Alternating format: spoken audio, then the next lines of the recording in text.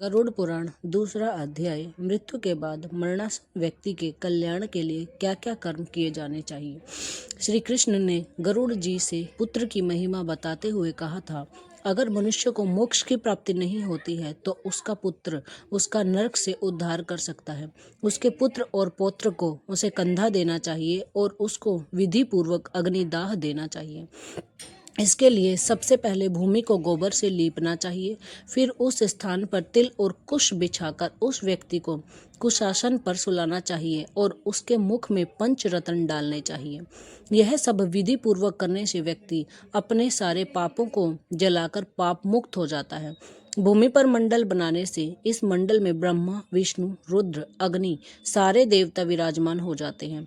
इसलिए यह मंडल का निर्माण करने का बहुत महत्व माना गया है। अगर भूमि पर मंडल का निर्माण नहीं किया हो और उस पर व्यक्ति प्राण त्याग दे तो उसे दूसरी योनि प्राप्त नहीं होती। उसकी आत्मा हवा के साथ भटकती रहती है। भगवान बोले, तिल और कुश की महत्ता बहुत अधिक है। तिल को बहुत पवित्र माना गया है क्योंकि तिल की उत्पत्ति मेरे पसीने से हुई है। तिल के प्रयोग से असुर, दानव और दैत्य को भगा सकते हैं। पौराणिक कथा। एक तिल का दान करने से स्वर्ण के 32 सेर तिल के दान के बराबर माना जाता है। तिल का दान तर्पण, दान और होम में दिया जाता है जो अक्षय होता है। कुश की उत्पत्ति मेरे शरीर के रोमों से हुई है। कुश के मूल में ब्रह्मा, विष्णु और शिव है। यह तीनों देव कुश में प्रतिष्ठित है। कुश की आवश्यकता देवताओं की तृप्ति के लिए है और तिल की आवश्यकता पितरों की तृप्ति के लिए है। श्राद्ध की विधि के अनुसार ही मनुष्य ब्रह्मा, विष्णु और पितृजनों को संतृप्त कर सकता है। ब्राह्मण मंत्र, कुश, अग्नि तथा तुलसी का बार बार उपयोग करने से भी वह बासी नहीं होते हैं। संसार में लोगों के मुक्ति प्रदान करने के साधनों में विष्णु एकादशी व्रत, गीता, तुलसी, ब्राह्मण और गौ का समावेश होता है। मृत्यु काल के समय मरण पामे हुए व्यक्ति के दोनों हाथों में कुश को रख दिया जाता है, जिसे व्यक्ति को विष्णुलोक की प्राप्ति होती है। पितृ को लवण रस अति प्रिय होता है और इसे स्वर्ग की प्राप्ति होती है। इसलिए भगवान विष्णु से शरीर से उत्पन्न हुए लवण रस का भी दान करना चाहिए। किसी व्यक्ति के लिए स्वर्ग के द्वार खोलने के लिए लवण का दान करने का बहुत महत्व है। उसके पास तुलसी का वृक्ष और शालग्राम की शिला को भी लाकर रखना चाहिए। उसके बाद विधि पूर्वक सूत्रों का पाठ करने से मनुष्य की मृत्यु मुक्तिदायक होती है। तत्पश्चात मरे हुए व्यक्ति के शरीर के विभिन्न स्थानों में सोने की शलाकाओं को रचने की एक विधि की जाती है, जिसमें एक शलाका मुख, एक एक शलाका नाक के दोनों छिद्रों, दो दो शलाकाएं नेत्र और कान और एक शलाका लिंग तथा एक शलाका उसके ब्रह्मांड में रखनी चाहिए। व्यक्ति के दोनों हाथ और कंठ के भाग में तुलसी को रखा जाता है। उसके बाद व्यक्ति के शव को 2 वस्त्रों से आच्छादित करके कुमकुम और अक्षत से पूजन किया जाता है। उसके बाद उसमें पुष्पों की माला चढ़ाई जाती है। उसके उपरांत उसे बंधु बांधवों और पुत्रों के साथ अन्य द्वार से ले जाया जाता है। पुत्र को अपने बांधवों के साथ मिलकर मरे हुए पिता के शव को कंधे पर रख स्वयं ले जाना चाहिए। शव को शमशान ले जाकर पहले से न जली हुई भूमि पर पूर्वाभिमुख या उत्तराभिमुख चिता का निर्माण करें। चिता बनाने में चंदन, तुलसी तथा प्लास और लकड़ी का प्रयोग करना चाहिए। शव को ले जाते समय राम नाम सत्य है क्यों बोला जाता है? जब शव की इंद्रियों का समूह व्याकुल हो और शरीर उसका जड़ीभूत हो, तब शरीर से प्राण निकलकर यमराज के दूतों के साथ जाने लगते हैं। दुरात्मा प्राणी को यमदूत अपने पाश बंधों से जकड़कर मरते हैं। सुकृति मनुष्य को स्वर्ग के मार्ग में सुखपूर्वक ले जाते हैं। पापी लोगों को यमलोक के मार्ग में दुख झेलकर जाना पड़ता है। यमराज अपने लोक में चतुर्भुज रूप धारण करके शंख, चक्र और गदा से साधु पुरुष का आचरण करते हैं और पापियों के साथ दुर्व्यवहार करते हैं और उन्हें दंड देते हैं। यमराज प्रलयकालीन मेघ के समय गर्जना करने वाले हैं। वह बहुत बड़े भैंस पर सवार होते हैं और उनका स्वरूप अत्यंत भयंकर है और स्वभाव से महाक्रोधी होते हैं। यमराज का रूप भीमकाय है और वह अपने हाथों में लोहे का दंड और पाश धारण करते हैं। पापी लोग उनके मुख तथा नेत्रों को देखने से ही डर जाते हैं। प्राणों से मुक्त चेष्टाहीन शरीर को देखने से मन में घृणा उत्पन्न होती है। वह तुरंत ही अस्पृश्य तथा दुर्गंध युक्त होकर सभी प्रकार से निंदित हो जाता है। शरीर अंत में राख में परिवर्तित हो जाता है। शरीर क्षण भर में विध्वंस हो जाता है। ऐसे शरीर से उत्पन्न होने वाले चित्त का दान आदर पूर्वक वाणी, कीर्ति, धर्म, आयु और परोपकार ही सारभूत है। यमदूत प्राणी को यमलोक के मार्ग में अत्यंत भय दिखाते हैं और डांट कर कहते हैं कि तुझे यमराज के घर जाना है और जल्द ही तुम नरक में पहचानोगे। पापी उस समय ऐसी वाणी सुनते हुए और अपने बंधुओं का रुदन सुनते हुए विलाप करता हुआ यमलोक पहुंच जाता है। गरुड़ पुराण की परंपरा भगवान विष्णु द्वारा अपने स्वरूप का वर्णन तथा गरुड़ जी को पुराण संहिता के प्रणय का वरदान। ऋषियों ने कहा, हे सूत जी, इस गरुड़ पुराण को भगवान व्यास ने आपको जिस प्रकार विधि पूर्वक सुनाया है उसी प्रकार आप हमें सुनाने की कृपा करें। सूत जी बोले, एक बार ऋषि मुनियों के साथ में बद्री का आश्रम गया था। मैंने वहां पर भगवान व्यास के दर्शन किए जो ध्यान में मग्न थे। मैंने उनको प्रणाम किया और पूछा, आप श्री हरि का ही ध्यान कर रहे हैं और आपको उनके सारे स्वरूप का ज्ञान है, अतः मुझे भगवान के स्वरूप और उनकी सृष्टि की रचना के बारे में बताएं। तब व्यास जी ने मुझे जिस प्रकार बोला वही मैं आपके समक्ष प्रस्तुत करता हूँ।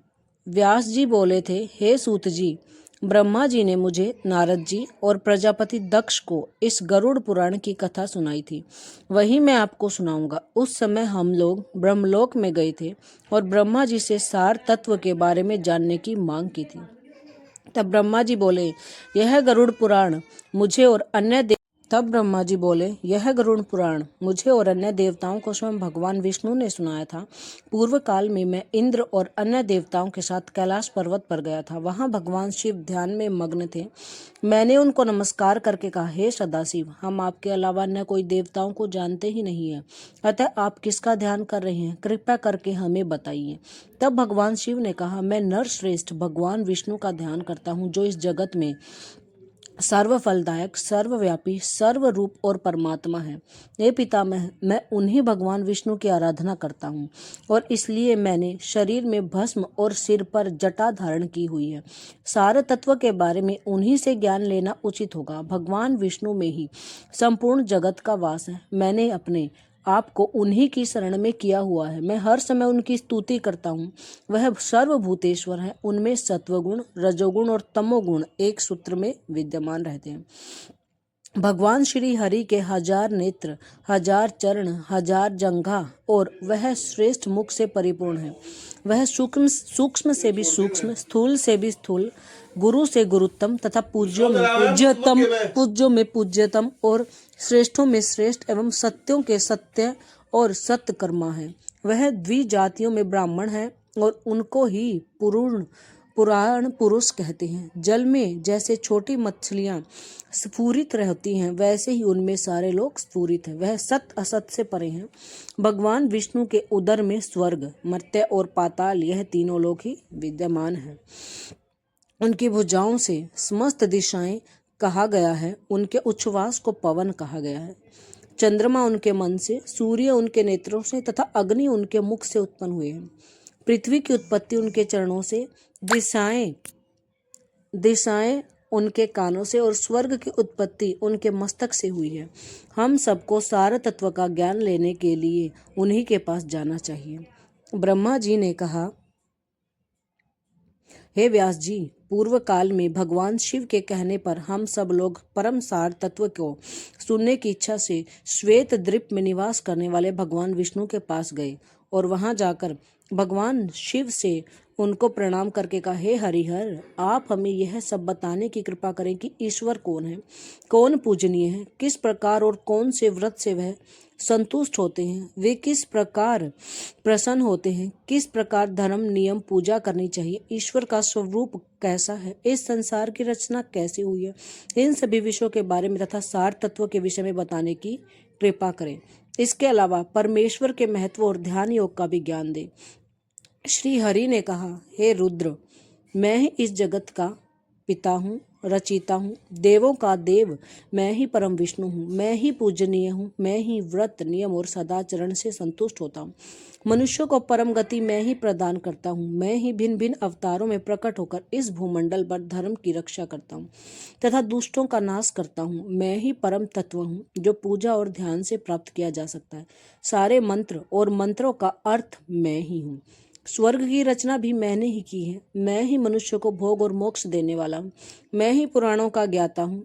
मैं योगी हूँ। संभाव तथा वक्त का विषय मैं ही हूँ। यह सृष्टि में शिव निर्जीव पदार्थों में मैं ही हूँ। संपूर्ण वेद का ज्ञाता मैं ही हूँ। इतिहास स्वरूप सर्व ज्ञान में ब्रह्मा सर्वात्मा सारे देवों का आत्म रूप मैं ही हूँ। पूर्व काल में इस पृथ्वी पर पक्षीराज गरुड़ ने मेरी आराधना करके ही तपस्या की थी और फिर मैंने ही प्रसन्न होकर उनको वर मांगने को कहा था। तब गरुड़ ने कहा था, हे देवेश्वर, नागों ने मेरी माता को दासी बना लिया है। आप मुझे कृपा करके यह वर दें कि मैं उन महाबली नागों को जीतकर मेरी माता को मुक्त करा सकूं, आपका वाहन बन सकूं और पुराण संहिता का रचयिता बन सकूं। श्री विष्णु ने कहा, हे गरुड़, मैं आपको वरदान देता हूं कि आप नागों से जीतकर अपनी माता को मुक्त करवा सकेंगे, सारे देवताओं को जीत लेंगे और अमृत ग्रहण करेंगे तथा अत्यंत शक्तिमान होकर मेरे वाहन बन पाएंगे, विष का भी विनाश कर पाएंगे और मेरे ही महत्व को बताने वाली पुराण संहिता की रचना करेंगे। आपने वैसा ही स्वरूप प्रकट होगा जैसा मेरा है। इस लोक में आपकी रचना से की गई पुराण संहिता गरुड़ के नाम से प्रसिद्ध होगी। सभी पुराणों में आपका रचा हुआ गरुड़ पुराण सबसे ज्यादा सर्वश्रेष्ठ होगा। आपका भी संकीर्तन गरुड़ के नाम से होगा। जिस प्रकार मेरा कीर्तन होता है, आप मुझ पर दया करें और उस पुराण की रचना प्रारंभ करें।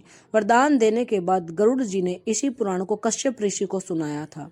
ऋषि कश्यप ने इस गरुड़ विद्या का ज्ञान लेके गारुड़ी विद्या प्राप्त की और एक जले हुए वृक्ष को जीवित किया था। गरुड़ जी ने खुद भी इस विद्या से अनेक प्राणियों को जीवन दान प्रदान किया था। हे रुद्र, गरुड़ जी द्वारा रचित गरुड़ पुराण मेरे ही स्वरूप के विषय में बताता है, जिसे आप सब लोग सुन रहे हैं।